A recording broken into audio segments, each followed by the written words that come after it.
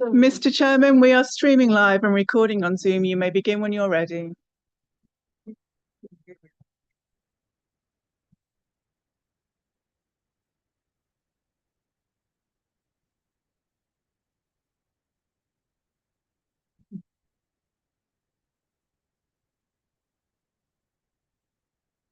Technical Advisory Committee meeting. I'm your host, Miles O'Keefe.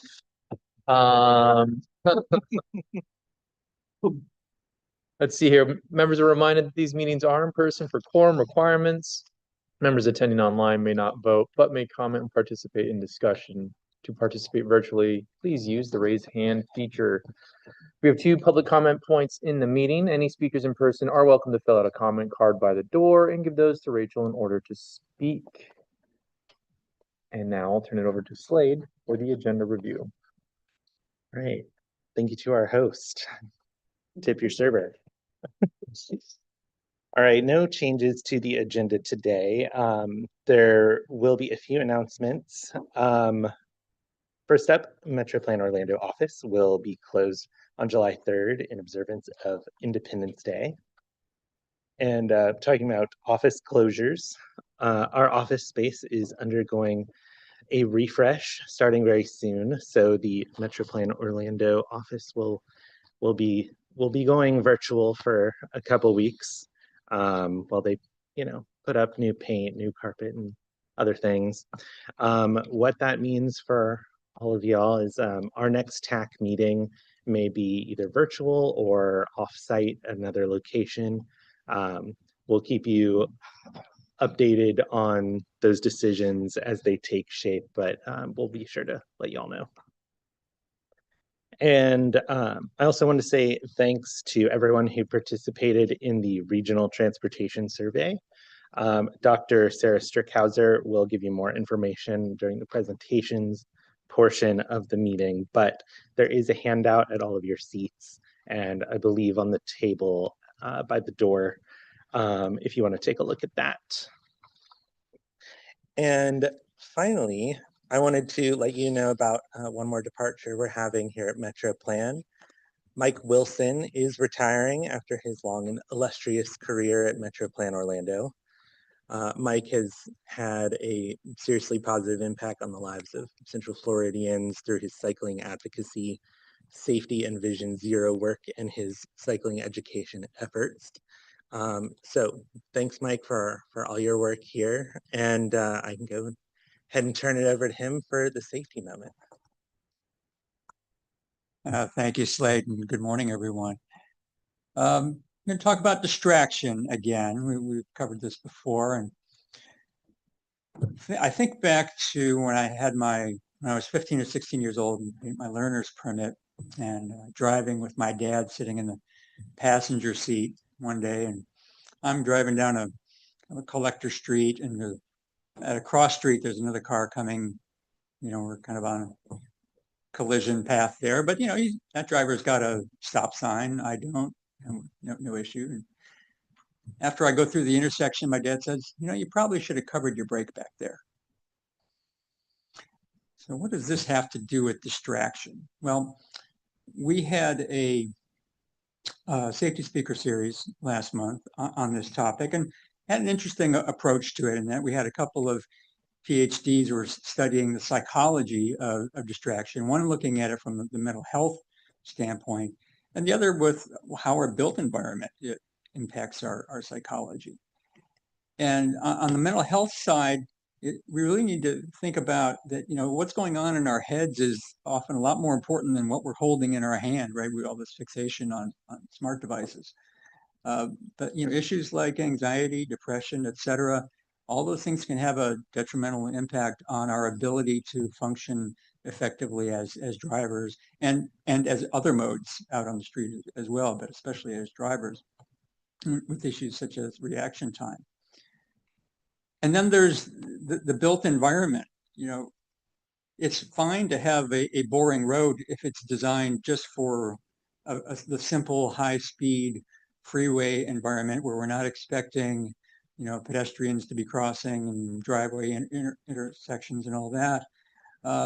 But once we bring those things in, we don't want people to be so bored that they go ahead and reach for that device, or that they get lost in their thoughts. We want an engaging environment, not one that's totally exhausting where they're overwhelming, but where every 5 to 8 seconds where they're actually being engaged with something to keep them focused on the driving task. And so I step back to the Vision Zero principles that we've been focused on for a number of years now. And two I want to pay attention to here are that humans make mistakes, and that safety is proactive. And when I look at those two, what it leads me to think most about is, of course, what we talk about a lot, which is reducing speeds, so that if there is a mistake, that the consequences of that mistake are minimized or even eliminated. But the other is to drive as well as walk and cycle defensively, which is what my dad was getting at, that sooner or later, the other person is going to make a mistake, and you need to be able to compensate for that. And not only do we want to be able to compensate for that, but think about it, that inevitably we will make a mistake as well. And we want everybody else on the road to be in a position to compensate for the mistake that we're going to make. And I just want to leave you with a quote from a good friend of mine. Carrie Caffrey and I developed the Cycling Savvy program about 15 years ago. And when she learned some of the new strategies that we developed and expanded upon, she said, when I changed the way I rode, suddenly all the drivers got so much smarter. And this doesn't just apply to bicycling, it really applies to no matter what mode that we're traveling in. So it's that safety starts with me concept. That concludes my safety moment to y'all, and be happy to take any questions.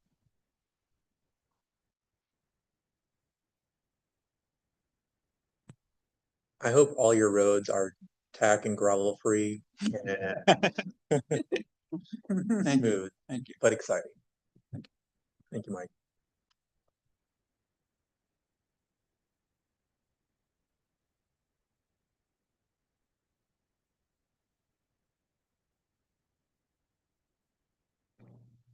This is an opportunity for agencies to speak to TAC. If any partners want to speak here, please let Rachel or Slade know for future meetings today. So Jonathan start from FDOT. Well, Mr. Chair, TAC members, I have just a few brief updates for you this morning. A couple of exciting events that we had around the district. For truck parking, the district held our I-4 truck parking groundbreaking event on Thursday, June 18th at the future Seminole County truck parking facility in Sanford. Of note, it was an extremely hot day to be in a jacket. Just wanted to share that. But with that, we also have some updated information. So some new brochures, the latest information on each of the sites, and I'll be providing that to the staff here that they can push following the meeting. And that'll outline our 5 sites across the 4 counties for a total of 917 truck parking spaces. 3 of those sites are going to construction in the summer of 2026, and that'll be the Seminole County and the 2 Volusia sites north of us.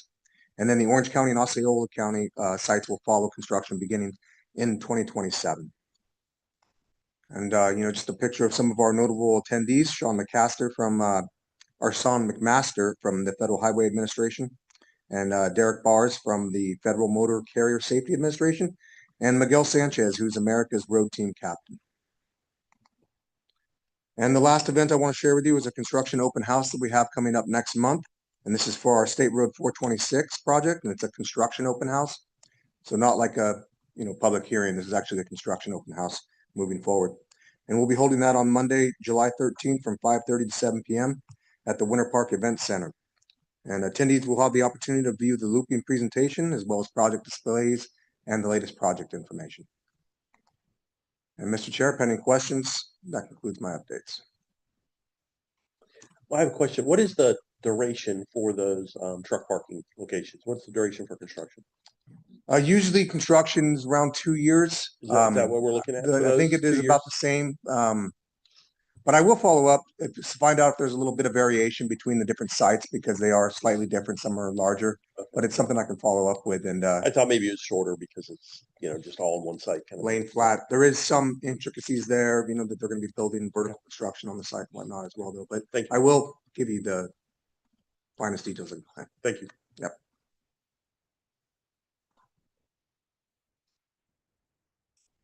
All right. Thank you very much. Thank you all. Now we hand it over to Rachel for roll call. Thank you. If members can please remember to use their microphone and respond with here or present when called. Barden. Here. Boswell. Here. Cash. Here. Elisar for Castellero. Present. Castro. Here. Jaeger for Cologne. Present. Lagichetti for Crandell. Here. Delachey. Here. Ide. Present. Falk. Here. Hardwick. Here. Henry. Here. LaFaso. Present. Mercado Vasquez. Morales.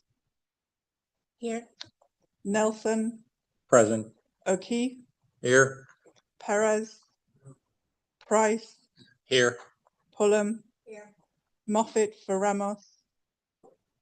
Recchi. Here. Roll. Here.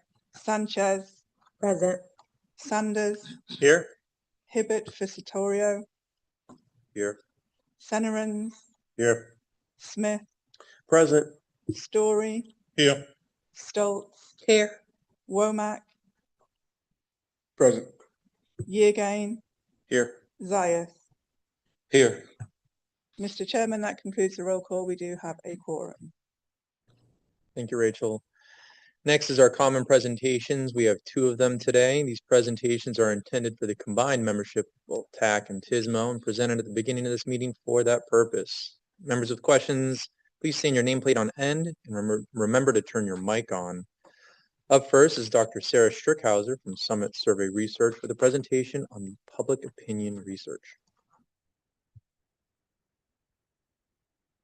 Good morning, Mr. Chair and board members. It's so wonderful to be here with you today. My name is Sarah Strickhauser. I'm the president of Summit Survey Research and served as principal investigator to the research. So we're very excited to be presenting to you key results today. The full report is available online. You have a 1-pager in your packet today. Most of the data that I'll present today is aggregated for all 3 counties, but you've got an appendix in your full report if you're curious about by county results. A little bit about who we spoke with. We spoke with more than 2,500 residents of Orange, Osceola, Seminole between March 9th and April 19th of this year. Our primary methods of data collection were an online panel, a public survey, and intercept surveys that happened with tablets around all 3 counties in person. The data are reflective of key demographics like age, race, gender, income for residents of the county based on the most up-to-date census data. So in collaboration with the Metro Plan Orlando communications team, there was diligent outreach to communities both in person and online. So you have some images there of the in-person outreach as well as some of the social media posts to get the survey information out. We had the pleasure of working with 42 organizations across the region that were directly involved with sharing information about the survey. And for those of you who supported that, we thank you very much. So we'll dive into the results. So the very first thing we ask people is how they get around the region. So specifically when they are in Orange, Osceola, Seminole County, within the last 12 months, how do you get around? So our most common ways of getting around for people are driving, walking, and rideshare, and they could select all but apply, of course. And least common access links, automated shuttles, and then standard or electric wheelchair. If we look at who selected more than one option, and so you might consider those people multimodal, it's 80% of people who say, you know, I do more than one thing. So it's really not that many people saying, oh, you know, I just drive. I know it's easy to think that sometimes. We added a new category this year in 2026. We asked people in the last 12 months, have you taken microtransit while you're in Orange, Osceola, Seminole? We'll talk a little bit about those results. Although you can see there it's 11% aggregated toward the bottom. We also had new categories in 2024 that we continued to ask this year. So for 2024, we had just started asking about Brightline, electric scooters and e-bikes, which are now two separated categories, as you might imagine, and automated shuttles. So just a vantage point of, you know, how people get around, but also how much modes are changing. So once we know how people get around, we ask them about their top challenges. If you're a pedestrian, if you say you cycle to get where you go, you know, help us understand what are the top barriers for using those modes, as well as somebody who says, I don't walk to get around. What are the things keeping those people from using those particular modes? So when we look at pedestrians, the top barrier is that there are no sidewalks available where I need them, or if there are sidewalks, they're uneven or difficult to use. Top challenges for cyclists, not enough bike lanes on the road, trips are too far. But we have underlined and highlighted for you that there is also this major concern around safety. Now, I think it's easy to think for pedestrians and for cyclists, safety is definitely a concern. What isn't on the slide is that drivers also list safety and unsafe driver behavior from other drivers as a top concern for them. So you can start to imagine that's really everybody has this concern around safety and particularly around unsafe driver behavior. And we'll talk a little more about that in a moment. Before we get to that, it's a safety win. I like to call this the slide that's Mike's retirement gift, the safety win, but bared out by the data. So we have on the left a rectangular rapid flashing beacon, an RRFB, and we show respondents an image of the sign, and we ask them, have you seen it? As the first step for being able to understand how to use it as a pedestrian and as a driver. So 90% say they've seen the RRFB.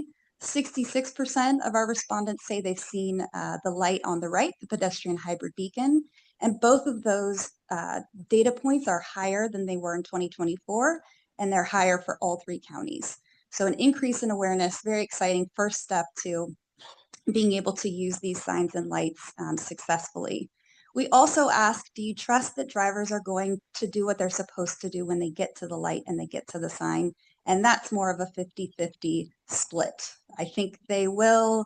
I'm not really sure, or I really don't think they will. So definitely, you know, room for improvement there, but about a 50-50 split. We ask about e-micromobility, so electric micromobility. Those are those short trips for electric bikes and electric scooters. So 1 in 10 of our respondents are using e-bikes, about 1 in 10 using scooters. And at this point, you know, that's basically what we ask. Do people use these modes? But we have quotes on the slide because people are talking about e-bikes specifically in response to other questions that had nothing to do with e-bikes. And so we just wanted to point out When people are thinking about taking the bus on the top of the slide, I'd ride Lynx more if I could get my e-bike on the bus. The question that we'll get to in a moment about getting to doctor's appointments, we had a respondent explain, if I had been able to maybe use my e-bike and get to the bus stop, I might have been able to get to the appointment more easily.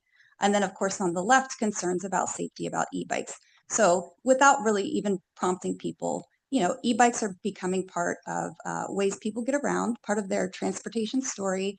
And there's also, of course, concerns around them. So we'll keep asking questions about those. So I said we'd come back to unsafe driver behavior. Unsafe driver behavior is a top concern for drivers, pedestrians, cyclists, and e-bike users. Not on the slide is a data point from 2024 when 94%, so almost everybody had said, I want to live in a pedestrian and a bike-friendly community. We didn't even ask that again this year. There's consensus that that is what most people want. However, there's this concern around unsafe driver behavior. So there's that piece of the story. And then there's this third piece of the story that is at least 60% of the people we spoke with, it's probably higher, are engaging in risky driving behavior. So I think, you might be able to say to yourself, the people who want to live in a bike pedestrian friendly community potentially are the people who are driving unsafely. So it's a challenge. We bring you the data here to, think through those solutions. The risky driving behavior that we specifically asked about, is it okay to text and drive? Some people agree, yeah, it's okay to do that sometimes. It's okay to speed when the roads are clear. I've had road rage in the past 12 months and driven aggressively in response to another driver. Those are the kinds of things we were measuring. So again, 60% of people who admitted to doing those kinds of things, it is no doubt higher than that. We ask if respondents have skipped or missed a doctor's appointment in the last 12 months, specifically due to a transportation challenge. This year, that was 1 in 5, so about 20% of people said, yes, that is something that has happened to me in the last 12 months. It is a little bit lower than it was last year. Last year, it was 1 in 4, or 2024, about 25%. We were able to do some deep dives in 2024 about why and what the factors were contributing to that, and present those to the Transportation Disadvantaged Local Coordinating Board, and that was really exciting. This year in 2026, we had the opportunity to shift the survey and we asked a follow-up question. And the follow-up question is, if they said yes, can you tell us what happened? Incredibly rich information, lots and lots of personal stories about why I didn't make it to the doctor's appointment, or I missed it, or I skipped it. So for all the rich data of the 500 responses, we did pull out the top themes for you here. So the most commonly mentioned thing was distance to the doctor's appointment. I think it's helpful to think about, and for all of us too, often doctor's appointments, they're very far away. Maybe you have to go to a specialist, somebody that's across the county. So you're thinking about long distances. So those travel disruptions that otherwise wouldn't be that big of a deal if you were just trying to get somewhere else that didn't have this tiny window of an appointment time and maybe long distances to get to. So you're just thinking about, these are higher stakes appointments. So likely some of the reason that people are missing. Some transit and vehicle access issues, the bus maybe getting stuck in traffic, the car not being available for those households who share a car. The third bullet, high cost, that's really specifically is, there were so many stories that it was, the car wasn't available. My friend couldn't pick me up like I thought maybe they'd be able to. But there's this piece at the end of the stories where it's, an Uber and Lyft were too expensive. So they think about these rideshare as an option, but they're really cost prohibitive. So when we think about your 2050 plan and the focus on reliability and connectivity as goals for the transportation system, it's really what's going to improve these kinds of stories for people. We always ask about emerging technology to gain understanding of what people know about emerging technologies. It wasn't all that long ago that we started asking about electric vehicles and driverless and autonomous vehicles. And now we've asked for the very first time if people have heard about advanced air mobility or air taxis is the example that we give, or if they've heard about unmanned aerial vehicles and cargo drones are the example we give. So this is just to gain a baseline of have people even heard of these technologies. So it's about 1 in 4, 1 in 5 people have said, yes, I've heard of them. And we ask, what do you think about them? Use a positive, negative, or mix of both. It's really a mix of both, which indicates probably, we just don't know that much about them as a general population at this point. So we'll keep an eye on those emerging technologies. I'll just throw in there too, it's not on the slide, but comfort with driverless technology has increased, but it's interesting to me, it's 38% of people who say I'm comfortable with driverless technology on the road. So as much as we see it and it's becoming, part of our daily life, there's definitely still concern about safety and sharing the road with driverless cars. We of course ask about public transportation or transit. These results are similar than what we've seen in the past, but it's important, I think, to continue to remind our boards that it continues to be what residents want, which are more stops and stations, faster service, and service on nights and weekends. I mentioned we added microtransit as a mode asked for the first time this year. And so we had 1 in 10 respondents say, yes, I have used microtransit in the last 12 months in Orange, Osceola, Seminole. A lot of that coming from Seminole County for those local on-demand transit rides. So we'll keep watching that too as that changes. And our last topic, we ask about funding, what people think about funding. Would they be interested in, transportation improvements if it required an increase in taxes, fares, and fees? About 57% of everybody altogether saying, yes, I'd be interested in that.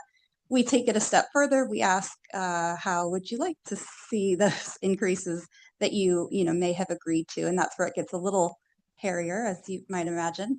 The visitor-based fee is always the most popular increase in a tax or a fare. We know that would take policy change to implement, but we like to gauge the appetite of people for an increase in those fares and taxes. Next most popular are sales tax increases and local tolls, but they are far less popular than the visitor-based fee. And then we added a new question this year to kind of get out of those kinds of boxed in questions. And we just asked an open-ended question. If there was more funding available, how would you like to see it used? And so here you have some of those top responses about transit, roadway improvements, rail and sunrail, transit stops, and improvements to pedestrian and cycle infrastructure. That concludes the presentation of the key results. Like I said, the full report is online and you have a one-pager, and I'm happy to answer any questions that you have. Thank you, Miles. I have 2 quick questions. For the have you seen it slide about the RFB and the PHB, was there any questions about do they understand it? Because like we have a couple in our city and I was actually stopped in the road because the pedestrian was in the crosswalk waving me on as they were flashing. And I was having to explain to them, I am not going to break the law. Please go through the crosswalk. So I wanted to know if they had any of that or if there's thoughts in next year's or future surveys to try to see if they can gauge some understanding of it as well. And then for the polling as well, were schools or the age breakup, because I feel like if it was dedicated towards school age, I bet the 1 in 10 would probably be more like 9 in 10. So I just wondered how that was broken up. Yes, those are 2 very good questions. The first question, since we have asked about the sign and the light and showed the picture, I'm trying to think how many years that's been, a few. The only follow-up questions we have are, what does this light mean for pedestrians and what does this light mean for drivers in an open-ended box? So you can imagine, it was a lot of, I have no idea. It was a lot of, if you want to, trying to put it nicely, these are like straight quotes though from 2024. If you want to risk your life, use these because cars aren't going to do what they are supposed to do. So we shifted this year to get out. We also added some open-ended boxes so to keep the survey length short. now we just ask this quantifiable, like, do you trust it, 1 to 5?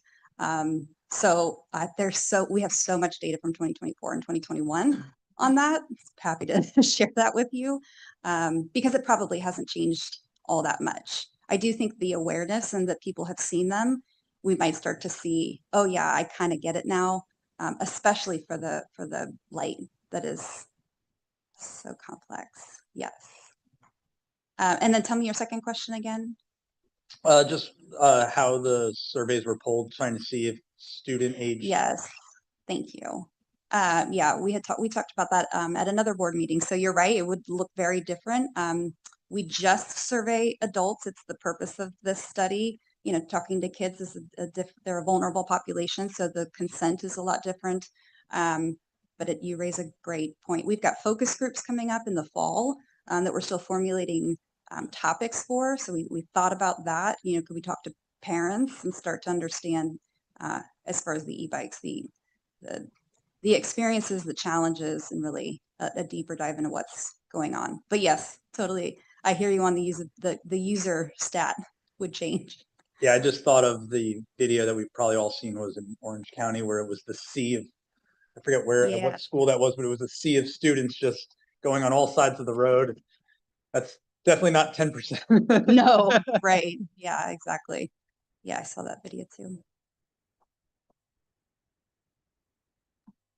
Yeah, I have two questions as well. The first one is related to the first question that Lenny had. What is the proportion of RFFB versus the other one? Like 90% of people have seen one, but maybe there's 1,000 of them, and only 66% have seen the other, and maybe there's only 20 of them. Yes, I do not know how many there are, but I'm going to take a guess that's probably true. That the one that people are seeing more often, yes, I've seen that sign, that's just because there are so many more of them. And really, we can kind of think of it like you want the goal for either of them, no matter how many there are across the counties, to be 100%. Like, oh yes, you know, I've seen these, because now if I see them, I kind of know how to use them. So that's sort of what we're hoping to watch for, is the increase for both of them. Yeah. Okay. The second one is, at the beginning, you mentioned that this is a resident survey, so non-residents were excluded, or? You had to be a resident of Orange Osceola, so it was like a screener question at the beginning. You had to be 18 and you had to live in Orange Osceola Seminole. Or even for the bright light related questions, that you had to be a resident. Yeah. Yes. Yep. Thanks.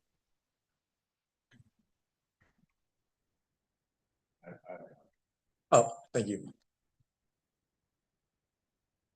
So again, just trying to understand, I'm going to assume, first of all, that all 2,536, like they had the same questions on the survey. Yes. And I asked that because there were slides where it said, I'm a bicyclist and I don't use this because I feel unsafe, right, on the road. I'm a pedestrian, I don't use this because I feel unsafe. So they say this, but then at least 6 out of 10 are saying I engage in risky behaviors. And then if we look at the funding, where it said if there is additional money to spend, they put transit stop and rider safety, accessibility, comfort, and then pedestrian, bicycle, and complete street improvements at the bottom of where they would spend it. So they feel unsafe, but yet they say I also engage in unsafe things. And when given the choice of what to fund, they choose as the lowest priority those improvements which would either alter that behavior or make them safer. So I'm curious if in future surveys, do you think there's a way that we get help in the questions to present correlation? Like say, hey, you realize that if you're saying that I feel unsafe, these sorts of improvements are what the community would do to address that safety issue, or something like that, to help people understand that, like, okay, if you feel unsafe, this is something you probably should consider funding, or behavior you should consider changing, or something to that effect, just so that they understand how the two things go together. I think that's a wonderful idea. I think because the way we have it now, it's you do have these follow-up questions, which is nice. So I've identified myself as somebody that walks. I identified myself as somebody that doesn't walk, and then we have follow-up questions so we can tease that out. But to your point, if I then say I don't walk, and I feel unsafe, could we have a subset of questions for them that's really getting at, then what would it take, and what are your goals for the transportation system? I think that's a great idea. I hear you. Yeah. Thank you so much for the study. Quite impressive numbers you have with the results there. You do break it up by income, age, location. Do you break it up by rural and urban? Because I'm thinking places like, Christmas is both Orange County, but Orlando and Christmas are very different when it comes to transit. Yes, absolutely. So we collect zip code. We don't have the data in the report broken out that way, but we certainly could because of course things would look different by county, by urban, rural, suburban, or even, if you wanted to get that small, if we had enough sample size to look at a group of zip codes that represent a particular kind of area, we'd be able to do that.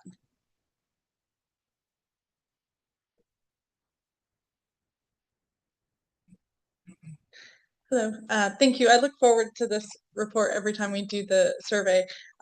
Sort of building off of Joe's point, what's the process for communicating these results to the respondents themselves so that they can see these types of trends and maybe make that connection we're all making? That is a good question. I don't know, Virginia, if you have any. Oh, I lost Virginia. But as far as the communications team for MetroPlan Orlando, because we are the data people, so we want to do everything we can to make sure that whoever is working to get the information out has exactly what they need. So at this juncture, I would pass it back to MetroPlan Orlando and their communications team to share out. And I know they do. They do so much of that, as you know. There's so engaged with the community. Yeah, I know it'll be in all our emails and on social media. I was more curious if, I can't remember when I filled out the survey if we collect contact information, but if there's a way to directly share the report with anyone who filled out the survey, and specifically like those areas that had the in-person, if we're doing flyers or something of the results. We asked 2 questions. So there was a gift card part of it. So we asked, if you want a gift card, then you put your email address. But we have a second question to put your email address in. Again, do you want to be on the MetroPlan Orlando newsletter? And I think that might be that'd be a great opportunity to just say, here it is, you participated. Thank you so much. It's a good idea. Thank you.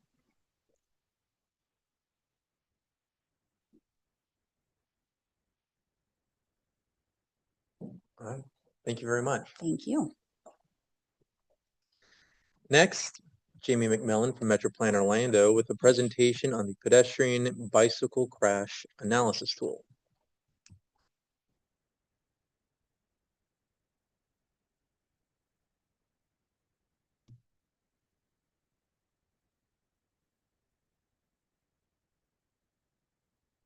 Good morning, TAC members. My name is Jamie McMillan. I'm MetroPlan Orlando's Bicycle and Pedestrian Safety Data Intern. And today I'll be sharing the work I've been doing since January in PBCAT and what our 2025 crash data reveals about e-micromobility trends. Before we get started, a little bit about me. I'm a graduate student in UCF's Urban Regional Planning program, and I commute by motorcycle every day. That experience gives me a different perspective on vulnerability, risk, and road safety. Mike likes to say that the faster you are on a bike or an e-bike, the more it benefits you to behave like a motorcyclist and use skills like lane control. At the core of this project is a very simple idea. Better data leads to better safety outcomes for all road users. Over the last 6 months, I've been correcting and contextualizing 1,440 pedestrian and bicyclist crash reports from 2025 in Signal 4 Analytics. My goal was to improve the accuracy and completeness of the crash data so we can better understand how e-micromobility is influencing crash trends. This isn't just clerical work, it provides an opportunity to better understand crash data and how we can prioritize safety interventions. Since 2020, crashes involving motorized bicycles have increased by 54%. At the same time, we know that e-bikes and e-scooters are frequently misidentified as bicyclists and pedestrians in crash reports. These report forms simply don't include these modes in their drop-down menus. So when modes are misidentified, we lose the ability to understand the behaviors that can contribute to a crash. I think we can all agree that better data equals better planning. Signal 4 is FDOT's official crash data repository. It provides web-based geospatial tools like its crash dashboard, event analysis, network screening, and crash report search. It also provides crash mapping tools used by law enforcement and transportation planners. As an intern correcting data, my tool of choice was Signal 4's lab, which you'll get to see in just a moment.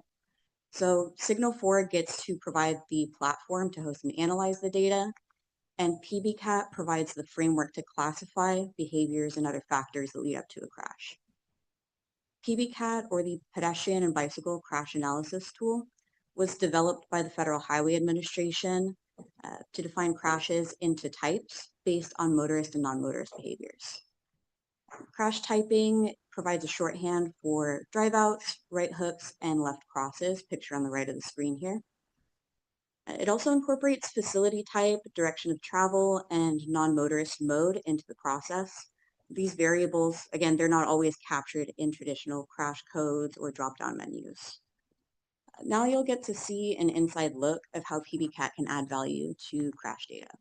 So when we open up Signal 4's lab, you get to see the map, the crash diagram that the officer created, and the full narrative. The narrative contains critical qualitative details that drop-down menus can miss. An example here is that the officer that completed this report had to select other pedestrian in order to define the non-motorist's mode. But you can see highlighted blue in the narrative that it mentions a $500 scooter crossing 6 lanes of traffic, which strongly suggests an e-scooter. So when we go to correct this in the data, we select this option here, power or power-assisted stand-up scooter. Then we'd identify the facility. The narrative on the on-screen map indicate that the non-motorist was at an intersection. And both the narrative and the non-motorist section of the crash report note that the person was crossing at a marked crosswalk. They likely came from a sidewalk prior to the crash. And next we'll look at the crash typing section here. Pretty simple, looking at the the motorist's maneuver. The motorist was turning left. It's indicated in the narrative and the motor section of the report. Then the non-motorist's maneuver here is one that's a bit trickier to figure out. Since the non-motorist direction isn't available in crash report drop-down menus, we have to rely on clues from certain sections. From the narrative, we know that the e-scooter user was crossing East Broadway Street before the crash and eventually reached the westbound lanes. The crash diagram the officer created puts the non-motorist to the left of the car, and the area of initial impact diagram all together indicate the non-motorist was traveling in the same direction as the car before the crash. So we'll select parallel path, same direction. Once we're finished selecting all of the variables, we get a summary table and a diagram that reflect the corrected data. So the generated crash type here is LPS, or the motorist was turning left and the non-motorist traveled parallel in the same direction prior to the crash. From the walkthrough, you might have already concluded that crash report forms are outdated. The drop-down menus are useful for simplifying variables, but they can also filter out important details like the non-motorist's direction, their behavior, and their mode, and sometimes can force an officer to choose an incorrect option for their facility. Officer perception can also introduce bias. We all experience car brain. If the person isn't actively inside of a car, some officers will consider them a pedestrian regardless of their mode, even if they're on a bicycle. Because of this, e-micromobility can be defined inconsistently in crash reports. They can be a bicyclist or a pedestrian or an other pedestrian or a non-motor vehicle occupant, which is what Signal 4 uses to describe golf carts. There are opportunities to improve this data. Updated forms are planned for 2028 to 2032. I received news this morning that Senate Bill 382 was vetoed by the governor, so that's sort of off the table at this time, but it would have introduced e-micromobility classifications to crash reports and established a task force, among other policy changes. Police departments would benefit from adopting Signal 4's geolocation tools and crash diagram mapping system. This would greatly improve the accuracy of crash data. And hospital data can fill the gaps in non-motorist injury reporting. But even with these limitations, corrected crash data is incredibly useful for planners, and it supports a wide range of everyday planning tasks, from grant applications to road safety audits, before and after studies, public engagement, education, and outreach, anything focused on safety initiatives for all road users, but especially for e-micromobility users. MetroPlan Orlando uses Signal 4 crash data as the foundation for many of their major safety initiatives. Some of the completed projects here are the Safety Action Plan and the Pedestrian Safety Action Plan. The graph on the right here from the Safety Action Plan communicates how crashes disproportionately impact vulnerable road users. The Tracking the Trends Monitoring Program is an interactive story map using the crash data to highlight trends and build a profile of the region. The map here compares the crash data to areas of persistent poverty. Signal 4 crash data was also used in our 2021 white paper on bicyclist facilities, crash types, and risk. There's a mic cameo on screen for you. The crash data combined with count data from MyoVision deployments estimated relative risk for bicyclists by position and crash type. Next, we'll get into some of the initial analysis for e-micromobility. We source data from 2,219 crash reports from 2025 in Signal 4 Analytics, and we'll go over crashes by age group, KSI rates between modes, speed-related crashes by mode, and lateral position by mode. When we were looking at the data, we focused on answering 3 questions: whether e-micromobility users are more vulnerable to crashes and what kinds, how e-bikes can affect speed, facility use, and KSI rates, and what age groups are most involved in the crashes. In 2025, pedestrians and bicyclists still make up most non-motorist crashes, but e-bikes and e-scooters now represent a meaningful share of the data. So let's take the pedestrian out of the picture for a moment, throw out 851 crash reports, and just focus on the wheeled modes. So the graph on the right here.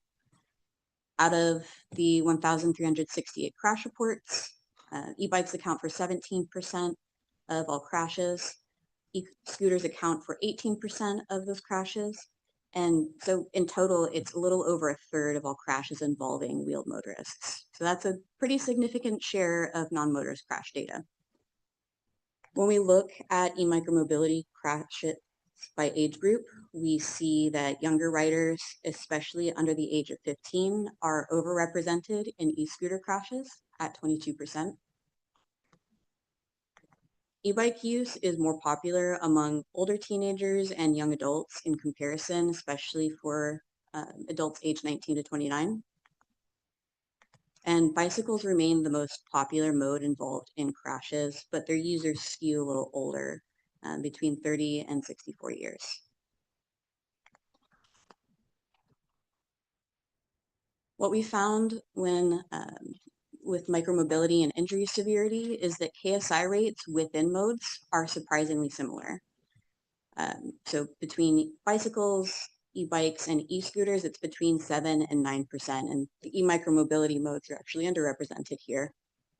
It's when we compare bicycle, e-bike, and e-scooter KSI rates against each other that we start seeing how often they appear in a crash. So reflective of that overview, bicycles still make up the majority of KSI crashes at 67%, while e-bikes and e-scooters are underrepresented in those crashes. This suggests that the primary risk factor here may not be in the mode itself, but the types of conflicts they're more likely to be in.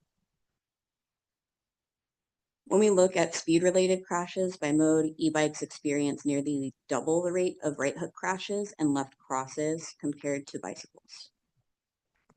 And when we examine the combined percent of speed-related crashes, we see that e-micromobility modes are overrepresented.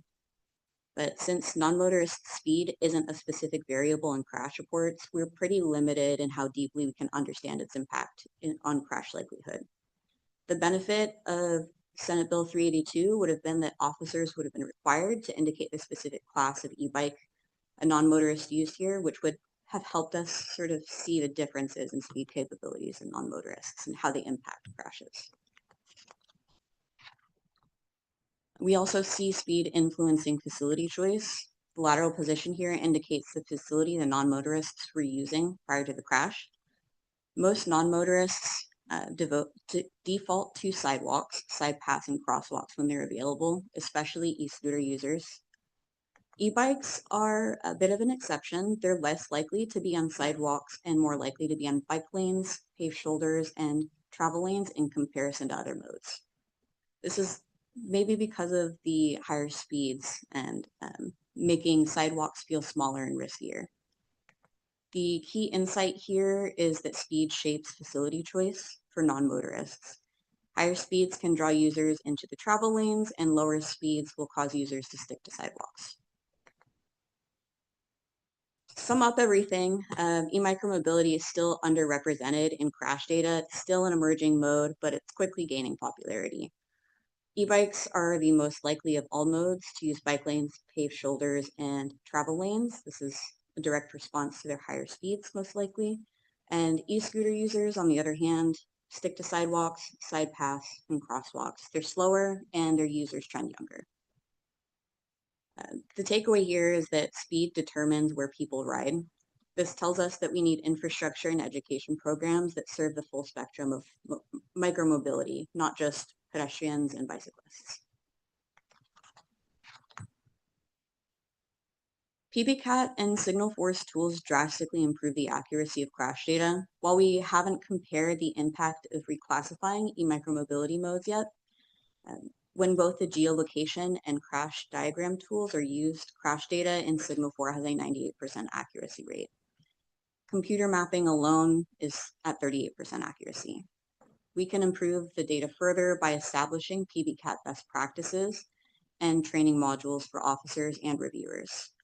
And once it's available, Signal 4's AI-powered search tool will help us increase accuracy and the level of data analysis in Signal 4.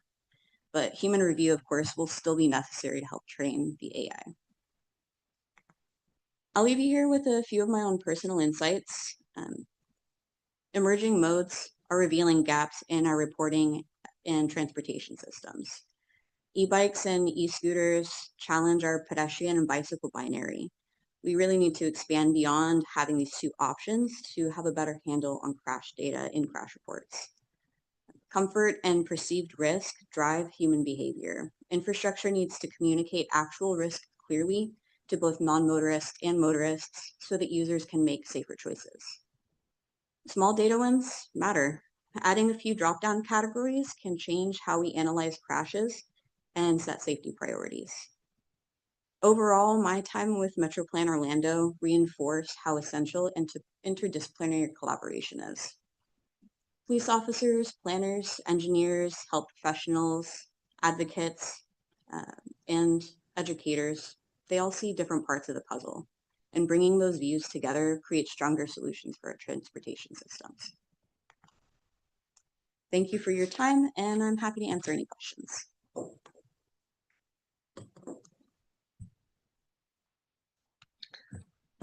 Thank you so much. Amazing presentation. Really great deep dive on a tool with Signal 4 that's super helpful to our safety work. The recent veto of that bill, losing that opportunity to get the classification on the crash reports is concerning. But I'm wondering, did you encounter, have you looked at the NHTSA's model minimum uniform crash criteria, and if there's any opportunities through that? I know a couple years ago at the statewide bike ped coalition, some folks were coming through to sort of align on where Florida crash reports don't meet that criteria from NHTSA and how we might be able to work towards it. But I haven't heard a lot in the last year or so on updating our crash reports. That's not something that was explored during my internship, but it's something I would love to follow up with you about.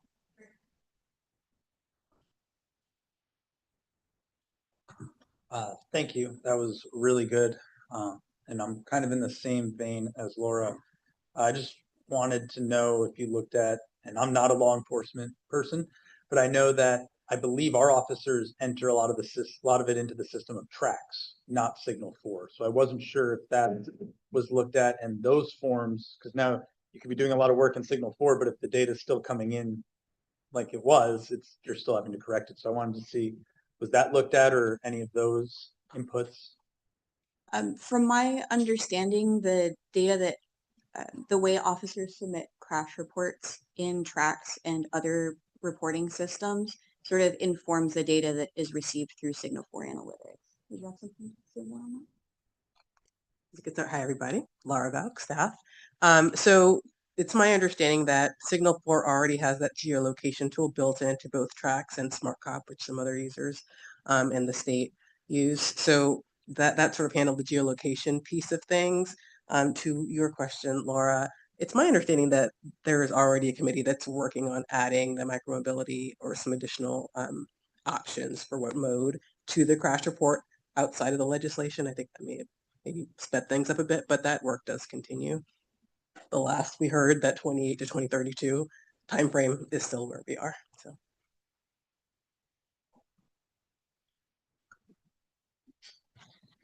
On all your tables, you had on the bottom underrepresented or overrepresented. That those are just the highest of every row, or Let's see here. yeah, like so the highest of each one is the one that's overrepresented, and then the one that the lowest of each one is underrepresented. Mm. Okay, what does that really mean, though? Yeah, I mean, the under and over representation is just, we have the specific wheeled modes, such as a powered stand-up scooter compared to all pedal-cyclists and scooters. So you see overrepresented being 54 compared to 51. So that's the rationale for the over and under. Okay. Thanks.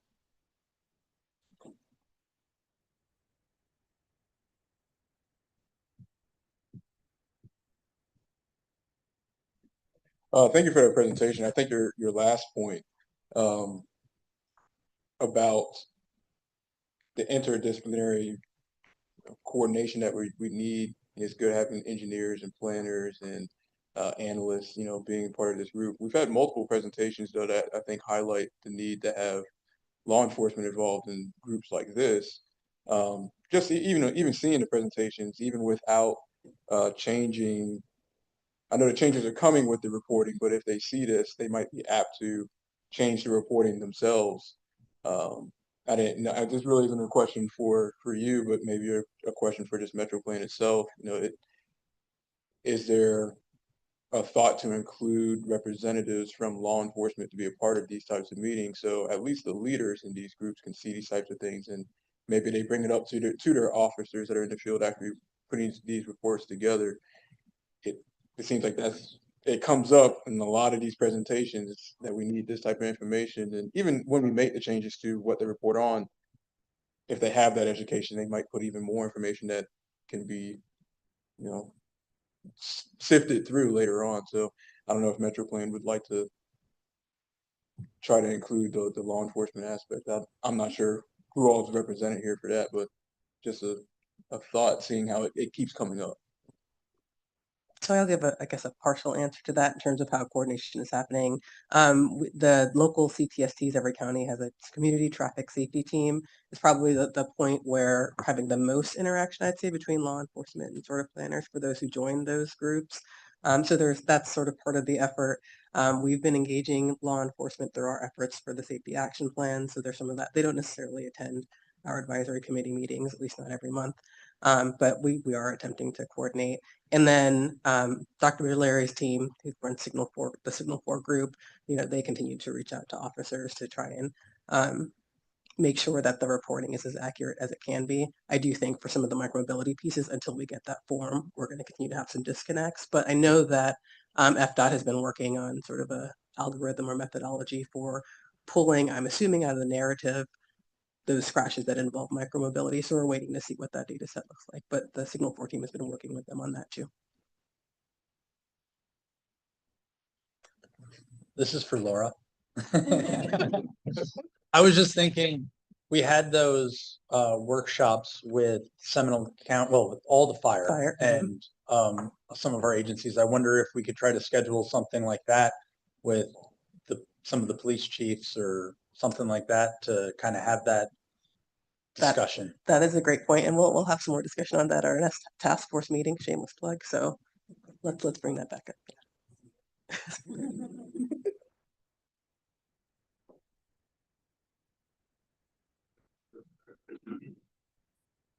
Well done. You're a great presenter. So keep up the good work with whatever beyond the internship brings your way. Thank you very much. Thank you. Next, we have public comments on our action items. We will now hear public comments on the action items. We ask that you provide your name and address for the record. Please hold your comments at 2 minutes or less. If any members of the public wish to comment and are joining us virtually, please use the raise hand function and you will be recognized, or dial *9 on your phone keypad. He'll send you a prompt to unmute your mic. Do we have anyone joining us virtually who would like to make a comment? No hands raised online. Do we have any members of the public attending in person that wish to make a No comment? comments received. All right. And were there any written comments that were submitted before the meeting? None received. Cool. So then we move into our action items. Please remember to use your microphone, state your last name when making a motion or a second. First up is the May 29th, 2026 meeting minutes. The full meeting minutes are included in section 1 of the agenda packets. Do we have a motion? I move to approve, Smith. Second, Senator. And a second. Any discussion on the motion? All right. All those in favor, please say aye. Aye. Those opposed? Motion passes. Next up, we have the approval of the FY 2026-27 to the FY 2030-31 Transportation Improvement Program. Natalia Barber can tell us more about this, and there is also information in section 2 of our agenda packets. Good morning, Mr. Chair and committee members. Last time I presented TIP preview. Today I'm going to tell you what has changed since the TIP preview, and I'll ask for your recommendation of approval of the TIP 27 to 31. A quick reminder, TIP is a region's transportation budget for the next 5 years, and it's updated annually, and it sets the schedule for improvements to our regional transportation system. Here are the 10 TIP sections that the projects are divided into. It's interstate highway system through state highway system, regional transit partner funded projects where we reach out to our partners and ask what's happening in their areas. So when you browse the TIP, those are the sections that you'll encounter. Here's the very brief summary of what the funding is and where it's allocated. The largest category is the interstate and strategic intermodal system category for 1.5 billion with 30 projects. And then the largest project-wise category is the state highway system with 118 projects. Then it goes down the list and we end on TISMA with 51 million worth of projects. MetroPlan Orlando contributes to several of these categories and projects, a total of 35 projects with 145 million price tag. And MetroPlan divides their funding into 4 primary categories between active transportation, TISMA, transit capital, and urban corridor improvements. So what has changed between the document that I showed you last time to the current one? We made several updates to our partner-funded projects. We made mapping updates to make sure that we are consistent with the real locations. We updated appendices as well as the link to the CFX work program, because CFX work program and partner-funded projects are just there for informational purposes. We also traveled around the region and we went to 3 counties, Orange, Osceola, Seminole, and thank you so much to anyone who came, much appreciated. And we were able to reach 50 to 60 people and get their feedback and thoughts on the program. And here are the main themes: bicycle and pedestrian safety, So a lot of people were concerned with the safety on non-motorized transportation modes, congestion on John Young Parkway, Pleasant Hill, and Highway 192, as well as sinking lights in Osceola County, and finally improvements to the rail service in order to cut down the automobile traffic. And with that, I would like to ask for your recommendation of approval for the TIP 27 to 31, unless there are any questions. Thank you. Yeah, I had, after looking through it, I found a couple things that were still wrong in, City of Longwood's list. So I'll get back with you, Yes. Afterwards, and I'll give you those. A couple of them are really simple. Okay. And we can just get them fixed before they go to the board. Please because- do. We'll fix them before Thank we you. put it online.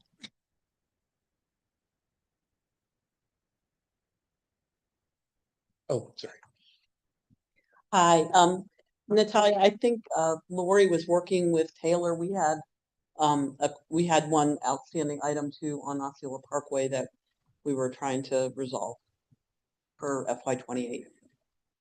Thank you. If there are any other updates from any other partners, please send them over to us as soon as possible so we can incorporate them.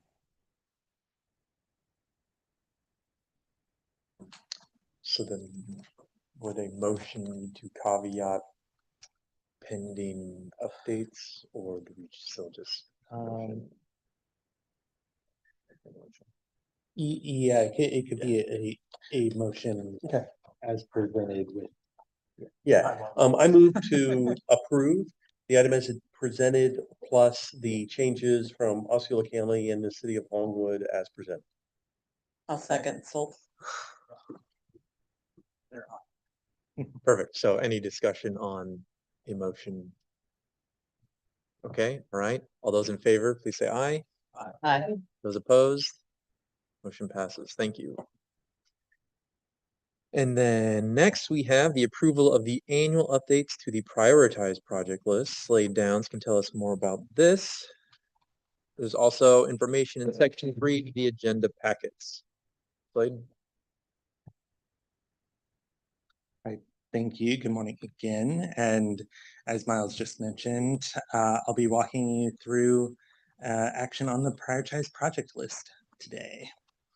So as a quick refresher for all of you, the PPL is updated annually, just like the TIP, and it covers all unfunded projects and project phases during the 10 years following the TIP, ranging from 2032 to 2042.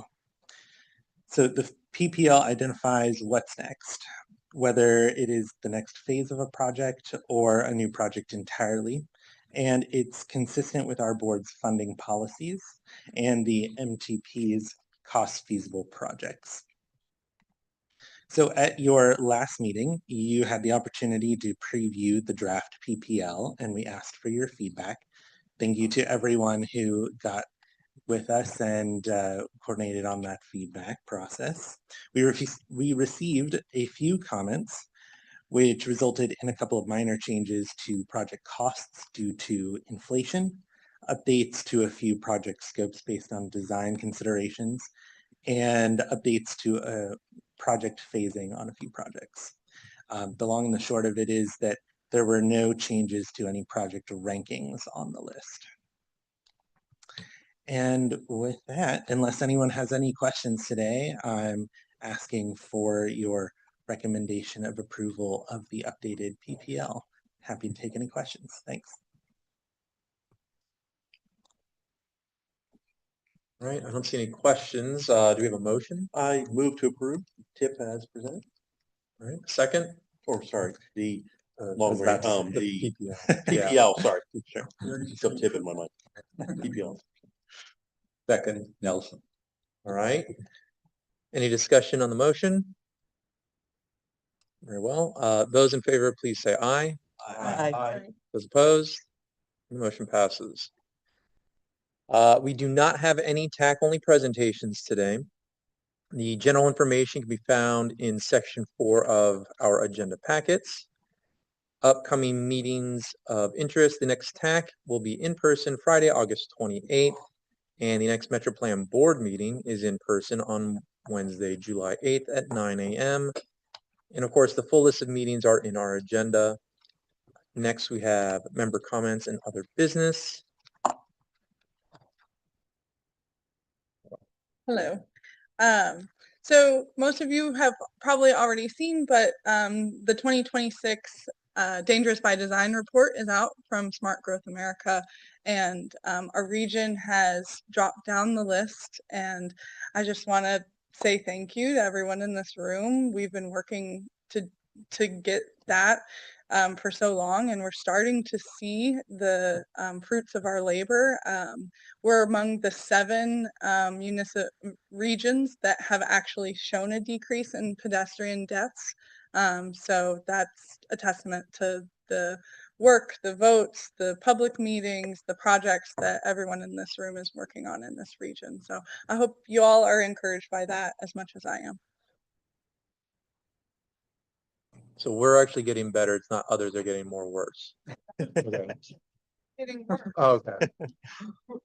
So we're bucking a trend while others are getting worse, but our data is getting better as well. All right.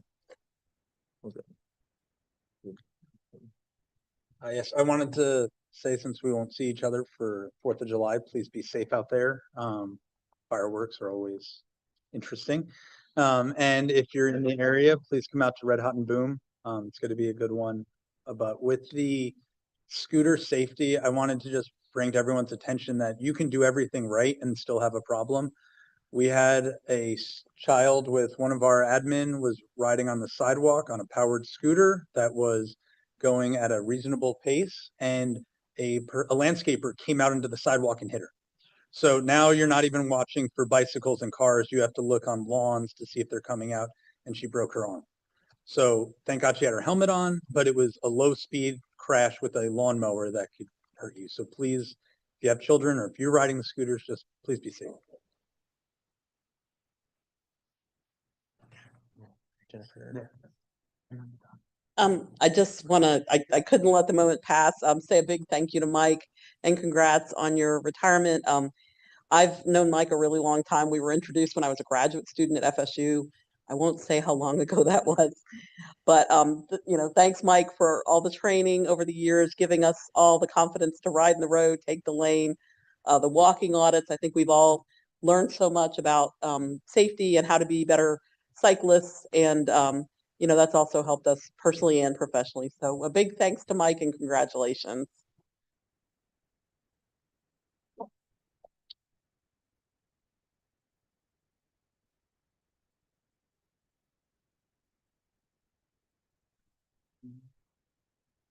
Comments? Okay. Are there other business that needs to be addressed? We have one. There, yeah.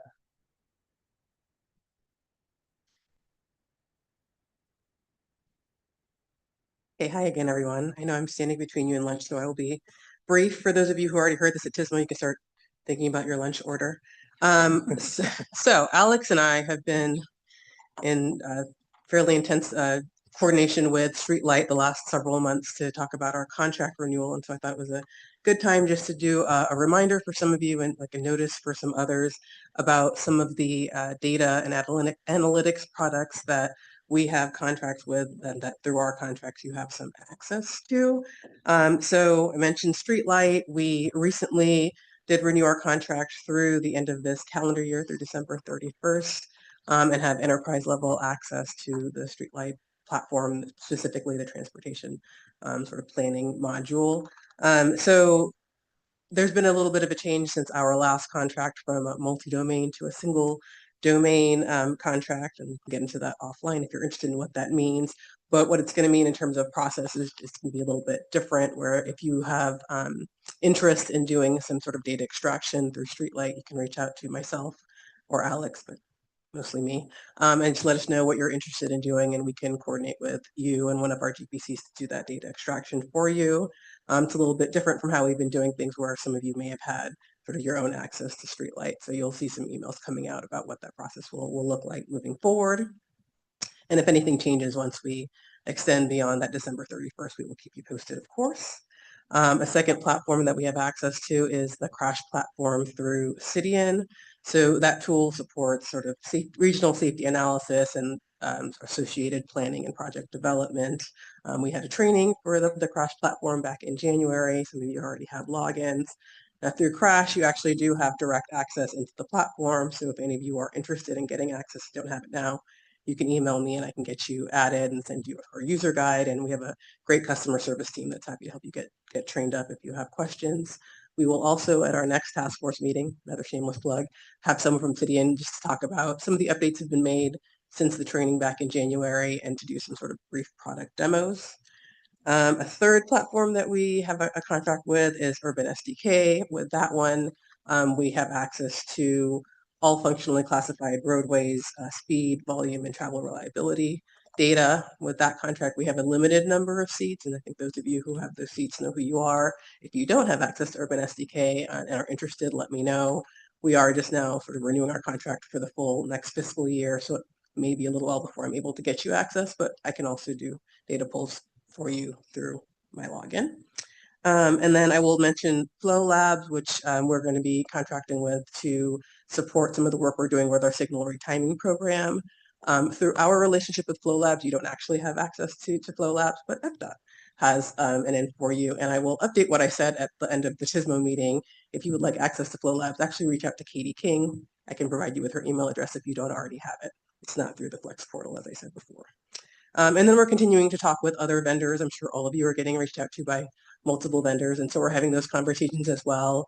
If any of those progress, we'll let you know where you have additional access. But I'm bringing all of this up just because this is a pretty significant investment we make every year, and we're trying to make sure we can provide you with data so you guys, all of our local decision makers, can make really data-informed decisions. But if these aren't the right resources that we have now, we want to know. So we'll be watching for usage and for input from you on what's good, what's bad. And if you hear from any vendors that you're interested in, you can reach out and we'll meet with them as well. So that's it. With that, I'll take any questions you may have.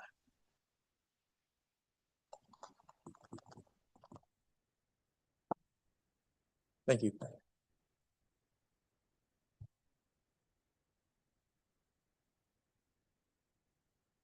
Public comments on all business. We ask that you provide your name and address for the record, and please hold your comment to 2 minutes or less. If any members of the public wish to comment and are joining us virtually, please use the raise hand function. You will be recognized, or dial *9 on your phone keypad. We'll send you a prompt to unmute your mic.